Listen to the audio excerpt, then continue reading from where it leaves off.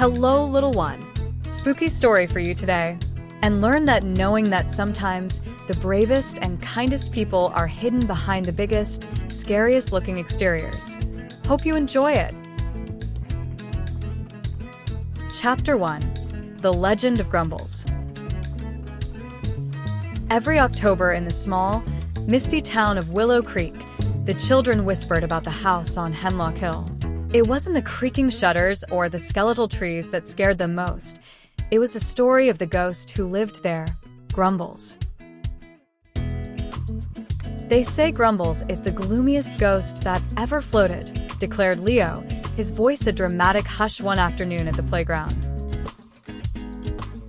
And he has a chilling, bone-rattling boo, added Maya, hugging herself for effect.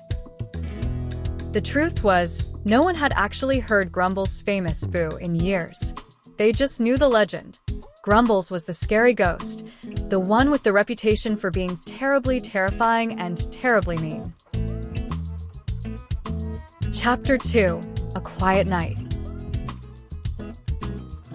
This particular Halloween night, a little ghost named Wisp floated into Willow Creek. Wisp was small, a gentle, shimmering blue, and felt a fluttery anxiety about the whole scary business. All the other young ghosts Wisp knew were practicing their loud, echoing boos and their frightening faces. But Wisp had a secret. Wisp's boo sounded more like a sigh, and Wisp preferred listening to the rustle of leaves over rattling chains. You need to go to Hemlock Hill and learn from the master, one of the bigger, bolder ghosts had insisted. Grumbles is the scariest. He'll teach you how to be truly terrifying. So, with a heavy, misty heart, Wisp drifted toward the darkest house on the hill. Chapter 3. Meeting Grumbles. Wisp slipped through the front door of the old house. It was quiet, too quiet. Wisp found Grumbles in a dusty, high-backed armchair, staring out the window at the moon. Grumbles was indeed a large, impressive ghost, a magnificent gray swirl of spectral energy. But his form wasn't contorted in a terrifying scowl. It looked slumped. "Hello," Wisp whispered, the sound barely a breath of air. Grumbles jumped, startled, and turned around. "Oh, goodness." "A visitor," he mumbled, his voice not a terrifying boom, but a soft, weary drone. He looked genuinely surprised. Wisp took a deep breath. "I came to learn how to be scary. They said you were the greatest." Grumbles sighed, a long, mournful sound. "Ah, the legend. I suppose they did." He paused. "The truth, little one, is I haven't mustered a proper boo in almost a decade. It's dreadfully exhausting." "Exhausting?" Wisp asked, floating closer. "Yes," Grumbles admitted. "I don't like being scary. I never did. I like knitting, actually, and quiet reflection.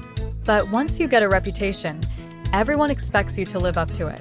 They expect a terrible, terrifying Grumbles."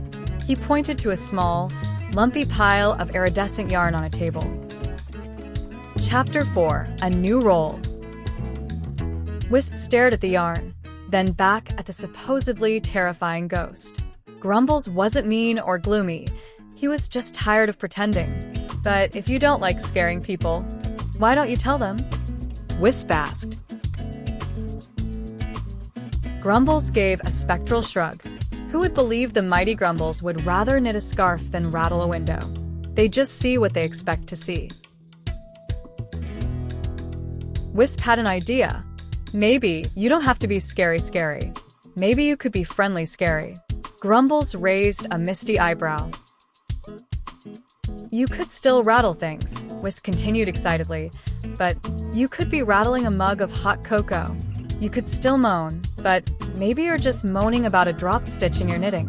You could keep the house, but instead of scaring people away, you could welcome them." Grumbles thought for a long moment, then a small, happy flicker appeared in his gray form. A ghost who offers hot cider instead of a horror show, he murmured.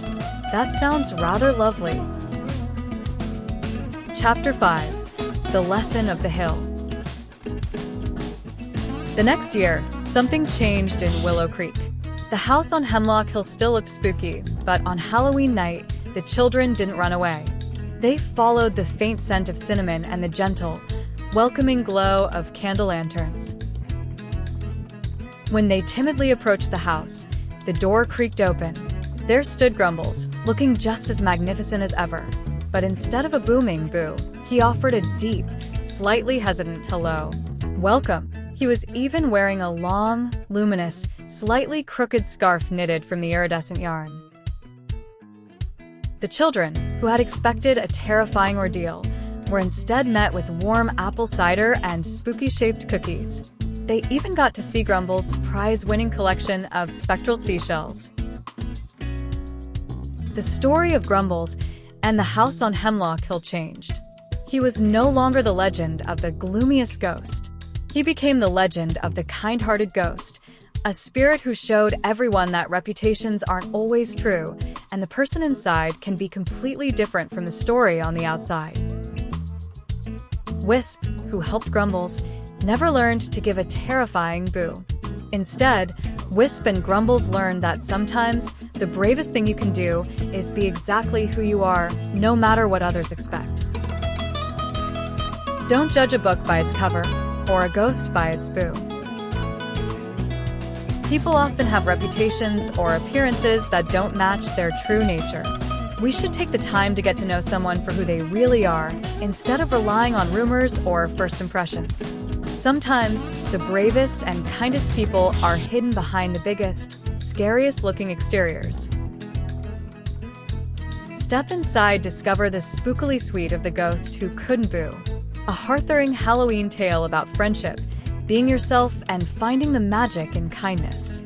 Perfect for a cozy autumn read.